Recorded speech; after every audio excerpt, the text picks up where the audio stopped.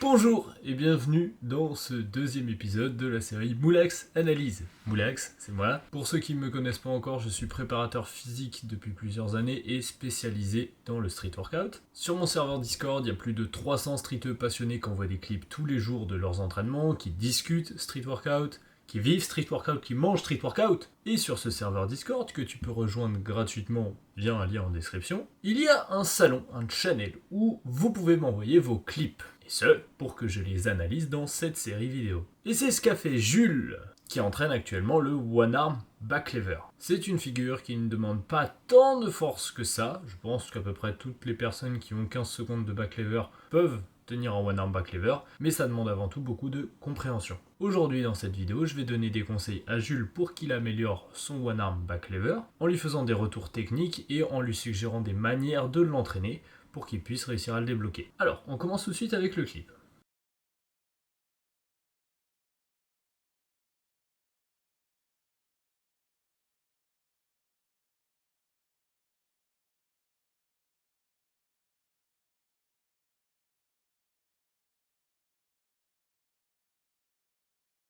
Ça, c'est classiquement ce qui pêche lorsqu'on commence le One Arm Back Lever.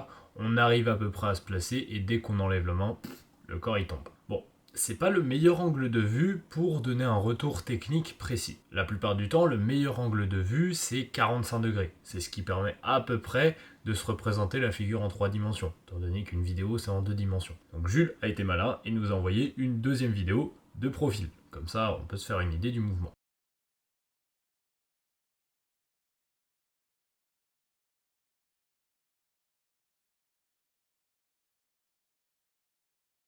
Ok, bien. Analyser ce genre de clip, c'est vraiment intéressant parce que on ne voit pas souvent des tutoriels autour du One Arm Back Lever ou tous les mouvements du style. Donc j'espère que tu tireras un maximum de connaissances de ce que je vais t'apporter dans cette vidéo. Tout d'abord, je vais contextualiser. Le One Arm Back Lever ou le Back Lever à un bras, c'est un mouvement sidé.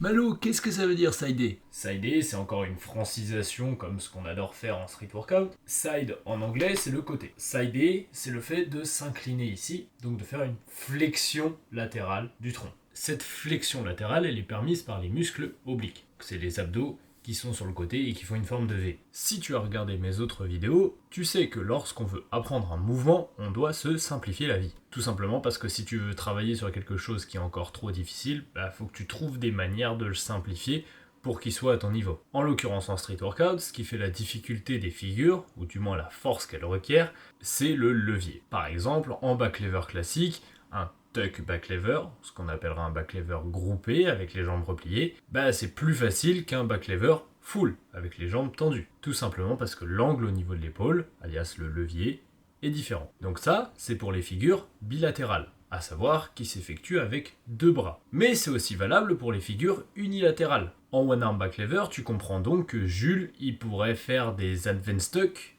ou des tuck, donc déplier plus ou moins les jambes, pour diminuer le levier et ainsi simplifier la figure. Seulement, c'est pas toujours pratique ni utile pour assimiler la technique de procéder de la sorte. Heureusement, dans le One Arm Back Lever et dans tous les autres mouvements sidé, qui implique une flexion latérale du tronc, je te le rappelle, il y a d'autres manières de procéder, notamment en jouant avec ce side. Je vais te mettre une illustration à l'écran pour que tu comprennes un petit peu mieux là où je veux en venir. Dans les figures unilatérales qui impliquent cette flexion du tronc, plus tu abuses de la flexion du tronc, plus tu side en termes techniques, plus le levier va être réduit, donc plus le mouvement sera simple. Même si l'aspect esthétique de la figure laisse un peu à désirer, faut bien commencer par là et se simplifier la vie avant de vouloir effectuer une figure proprement. Donc si je reviens au clip numéro 1 de Jules, on voit que sa figure, elle n'est pas très sidée. En gros, visuellement, il s'enroule pas beaucoup autour de son bras. Il reste relativement tendu, comme en back lever classique. Et c'est aussi ce manque de side, d'inclinaison là, qui l'empêche d'enlever son bras ballant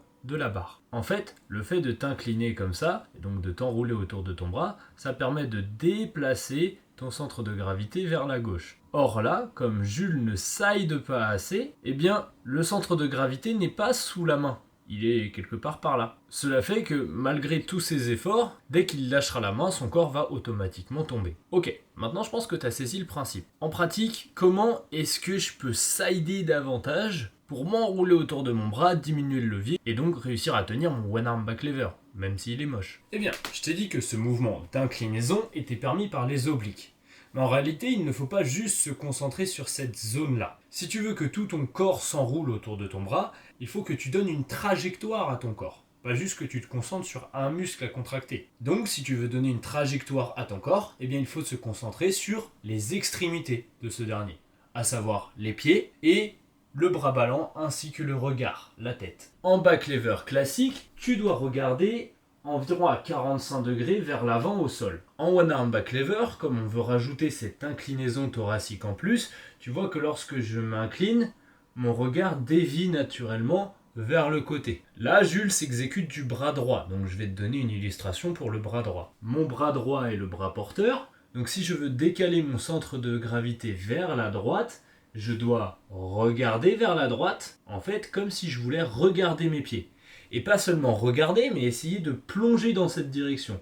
Donc on a dit 45 degrés au sol vers l'avant en back lever, et bien quand tu es en one arm back lever, c'est 45 degrés, mais pas vers l'avant, vers le côté. Et plus tu vas chercher vers le côté, que ce soit avec le regard ou avec les pointes de pied, plus tu vas t'enrouler autour de ton bras, et donc plus tu réussiras à économiser de l'énergie. J'insiste bien sur cette intention de plonger et de tirer le bras, de tirer les jambes. Car si tu veux contrôler les mouvements de ton corps, tu dois être gainé. Bon, gainé c'est utilisé à toutes les sauces, donc ça veut tout et rien dire. En gros, tu veux que ton corps y transmettre la force. Tu veux réussir à tenir tout ton corps, donc faut que ton corps ce soit une barre de fer, faut pas que ce soit une corde. Il faut chercher à étendre ce corps. Si chaque extrémité tire, tout ce qu'il y a entre les deux est tendu. Si tu n'as pas l'intention d'étendre les extrémités, ce qu'il y a entre les deux sera mou et ça va tomber. Si je reviens sur le clip de Jules, on voit qu'il cherche un petit peu à regarder vers le côté, sauf qu'il regarde avant tout vers le bas.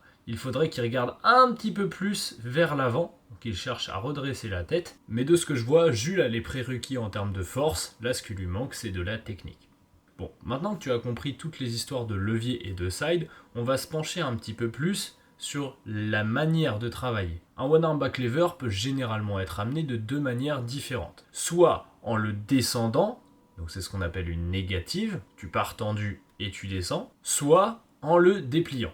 Si habituellement je recommande pour le travail du back lever classique de déplier les jambes, afin de comprendre comment on implique les abdos, pour le travail du one arm back lever, je recommande vachement plus la première option qui est de contrôler et de faire une négative. Car de cette manière, c'est beaucoup plus facile pour toi de donner la trajectoire à tes pieds. Ça reste un mouvement qui est complexe, tu dois forcer et en même temps te concentrer, donc automatiquement c'est pas facile. Par expérience, les personnes réussissent mieux à saisir le mouvement en partant de la négative, donc d'abord tu déplies lorsque tu es en haut, puis tu descends de manière contrôlée sur le côté, tu descends ton back lever. Mais si toi tu veux quand même essayer de déplier, pars avec les fesses légèrement plus hautes que ce que tu ferais pour un back lever classique, parce que lorsque tu devras te caler entre guillemets sur le côté, tu vas perdre un petit peu de hauteur. Donc si tu es déjà juste à la hauteur qu'il faut, tu seras trop bas et ton bas du dos va commencer à flancher, tu auras l'intention de retenir une chute, pas de prendre de la hauteur, ce qui n'est pas bon. Nous, ce qu'on veut en street, c'est voler, c'est s'opposer à la gravité. C'est l'intention qu'on doit avoir en tête. Donc voilà ce que je te recommande pour te placer en back lever.